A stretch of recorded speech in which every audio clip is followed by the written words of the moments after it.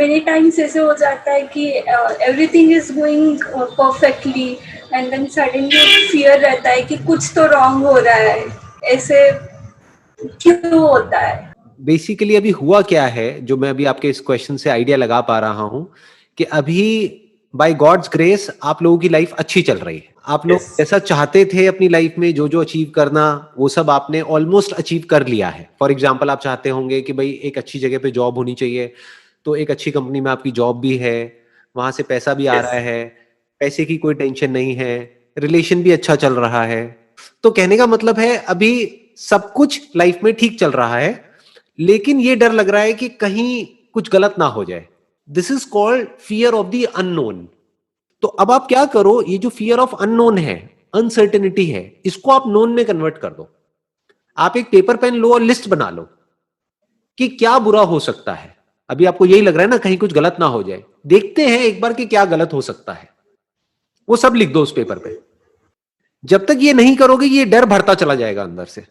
फिर अगर एक्चुअल में कुछ गलत हो गया तो आप कहोगे देखो मेरे को लगता था कि कुछ गलत होगा, हो गया ना गलत। आप समझ गए?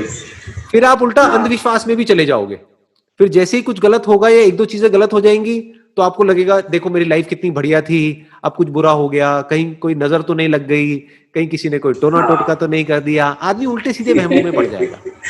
आपको क्या करना है, इस डर को अगर जड़ से खत्म करना है, एक पेपर पेन लो और अपने डर का सामना करो। जिन भी चीजों से आपको डर लग रहा है, जो भी वर्स्ट केस सिनेरियोज आपके माइंड में घूम रहे हैं जिससे आपको डर लगता है, वो सब लिखते चले जाओ उस पेपर पे। जिसके होने की प्रोबेबिलिटी ज्यादा है, जिसकी होने की प्रोबेबिलिटी बहुत कम है, उससे क्या डरना है। फॉर एग्जाम्पल, कम क्या है, अर्थक्वेक, कि भाई इतने सालों में नहीं आया, तो अगर हमारी किस्मत इतनी ही खराब होगी कि अभी ही आना है तो आने तो देख लेंगे। तो आप ऐसे सब रीजंस लिखते चले जाओ जिसकी प्रोबेबिलिटी ज्यादा है, और एक एक करके उन प्रॉब्लम्स के सॉल्यूशंस निकालते चले जाओ। उसको चैलेंजेस की तरह देखो। जैसे एक प्रोबेबिलिटी आपको क्या मिलेगी कि मेरी जॉब चली गई तो क्या होगा, तो हो सकता है उसका जवाब खुद ही आपके अंदर से निकल करके आए कि जब मैं अच्छा परफॉर्म कर रहा हूं, when I am a good team player, जब मैं कंपनी को अपनी तरफ से अपना पूरा 100% दे रहा हूं, तो मेरी जॉब कैसे चली जाएगी।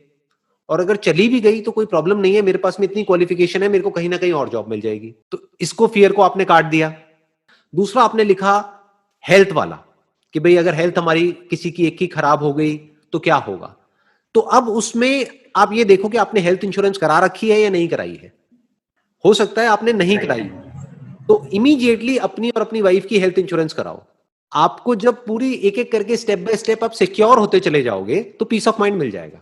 In the worst case scenario क्या हो सकता है, in the worst case scenario किसी की डेथ भी हो सकती है। अगर आप ध्यान से ऑब्जर्व करोगे तो हमको अपने लिए डर नहीं लग रहा होता है, हमको ये डर लग रहा होता है कि हमारे पीछे जो लोग हैं उनका क्या होगा। तो उसके लिए आप अपनी टर्म इंश्योरेंस करा सकते हैं। ज्यादातर इंडिया में जो लोग इंश्योरेंस कराते हैं वो एंडोमेंट इंश्योरेंस कराते हैं, जिसमें कवर बहुत कम होता है, 5-10 लाख रुपए का होता है। टर्म इंश्योरेंस में क्या होता है, जो कवर होता है वो बहुत ज्यादा होता है। मानो 1 करोड़ का कवर है तो उसका प्रीमियम जा रहा है साल का सिर्फ 10,000 रुपए, मतलब महीने का देखा जाए तो कुछ भी नहीं, 800-900 रुपए प्रीमियम जा रहा है। लेकिन उसमें आपको क्या मिला, आपको एक पीस ऑफ माइंड मिल गया कि 1% अगर कभी मुझे कुछ हो भी गया तो मेरे पीछे जो मेरी फैमिली है उनको 1 करोड़ रुपए मिलेगा। तो 1 करोड़ का मतलब क्या हो गया कि बैंक से कम 60-70 हजार रुपए महीने का तो आता रहेगा, तो उनका लाइफस्टाइल कभी सफर नहीं करेगा। जो मेरे बच्चे हैं उनको कभी कोई प्रॉब्लम नहीं आएगी। ऐसे step by step, step by step, step by step जो भी आपके फियर्स हैं उसको आप एक एक करके पेपर पे लिखते चले जाओ और उसका सॉल्यूशन निकालते चले जाओ और पेपर को फाड़ते चले जाओ।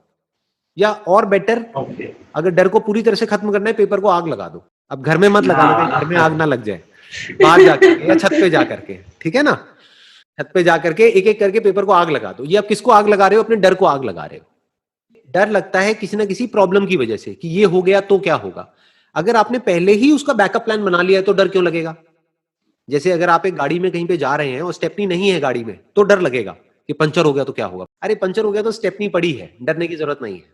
तो इस तरीके से इंटेलिजेंटली स्टेप बाय स्टेप आप अपने सारे डरों को खत्म कर सकते।